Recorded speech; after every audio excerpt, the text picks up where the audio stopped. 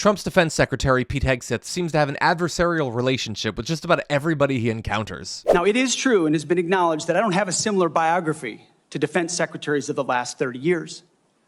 But as President Trump also told me, we've repeatedly placed people atop the Pentagon with supposedly the right credentials, whether they are retired generals, academics, or defense contractor executives. And where has it gotten us? He believes, and I humbly agree, that it's time to give someone with dust on his boots the helm. A change agent, someone with no vested interest in certain companies or specific programs or approved narratives. My only special interest is the warfighter. Deterring wars, and if called upon, winning wars by ensuring our warriors never enter a fair fight. We let them win, and we bring them home. Defense Secretary Pete Hegseth's team has stopped holding regular Pentagon briefings, and they've started posting video on social media instead. I'm Pentagon Press Secretary Kingsley Wilson, and welcome to the DoW's weekly situation report. Hegseth seems to want reporters to toe the same line and repeat the same talking points. This year, his press office has expelled many news outlets from longtime Pentagon workspaces and barred reporters from many parts of the building without an escort. And now they're going even further. We're trying to make sure national security is respected, and we're proud of the policy. What Hegseth calls common sense, press advocates call an unprecedented attack. Hegseth is championing new rules for press passes that, quote, appear to violate the First Amendment, according to the Association for Pentagon Beat Reporters. This is about as packed a news conference as I've ever seen here at the Pentagon. Those reporters have been working from inside the U.S. military headquarters for decades. The Pentagon also made it very clear earlier today what their exact goal was, making absolutely no bones about it. It is to get the current regime out of power. Asking questions on behalf of the public. Do you commit to making that review public? And holding officials accountable. I want to be crystal clear. We did not handle this right. But Hegseth, bedeviled by leaks, is trying to stop reporters from talking to sources. Time and time again, classified information is leaked or peddled for political purposes to try to make the president look bad. Media lawyers say the new rules for accessing the Pentagon would criminalize journalism. So today, in a rare show of solidarity, the country's 5 biggest TV networks said no. CNN, ABC, NBC, CBS, even Fox News, all saying, quote, the policy is without precedent and threatens core journalistic protections. Article 2, Section 2, the President shall be the Commander-in-Chief of the Army and Navy of the United States and the militia of the several states.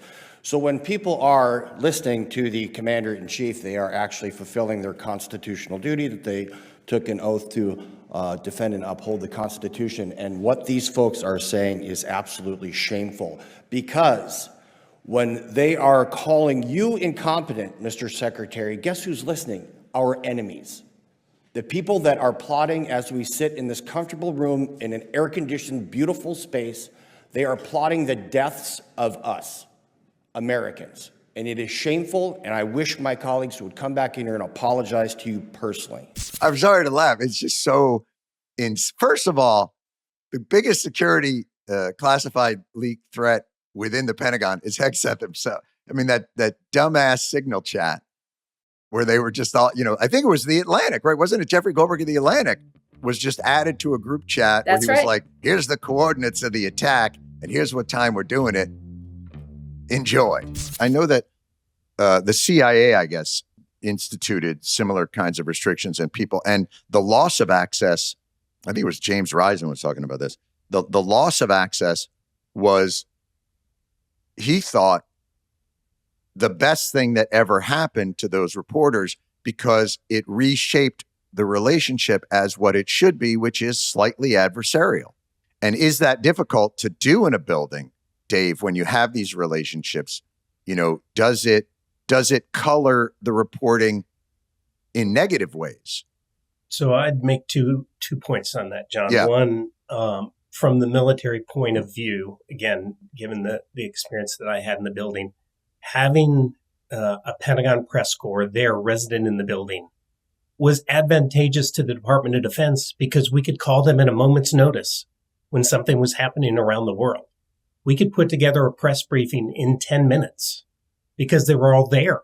My point is they're going to want to take the hammer to the head. And maybe what it's going to do, they always say certain people, if you lose your sight, other senses kind of grow there, that maybe it can be a net positive for, I've seen the reporting that Thomas's group does, and that's with very little access and like really scrappy. And maybe the recognition that, oh, these guys are like really want it to function like it does in more authoritarian countries is going to spark this sort of much more decentralized kinds of information gathering and reporting. And it's not just the press who've fallen foul of Pete Hegseth. Over 24 admirals, generals, and other top military officials have been fired or sidelined in just the last 9 months, creating an atmosphere of mistrust that the New York Times reports has forced senior officers to take sides. Some leaders were ousted for offering what are called candid military assessments, including Admiral Alvin Halsey, the head of the U.S. Southern Command, who dared to raise questions about the military strikes on boats in the Caribbean Sea. The U.S. military has always had an interesting relationship with the press. The press has provided cover for illegal invasions, shifted public opinion, and pushed disinformation, like, for instance, the justifications for the war in Iraq. They've largely proved themselves to be, at least to some extent, a faithful arm of the military propaganda machine. But occasionally, reporters stumble on things so shocking that they threaten the seemingly untouchable top tiers of the Pentagon. What's been different about this administration is that, as Jon Stewart said, most of the supposed leaks are coming from the very top and require basically no digging at all. While Trump is just generally on a tear of disregarding the Constitution, it feels like with Pete Hegseth, he might just be reacting from a place of total humiliation. Remember, he accidentally leaked military plans to a journalist in a Signal chat, and then he tried to lie about it, and that didn't work, and then he freaked out when there was no way of covering it up anymore. Restrictions on press freedom are, of course, a terrifying attack on the First Amendment and a threat of what is almost certainly to come.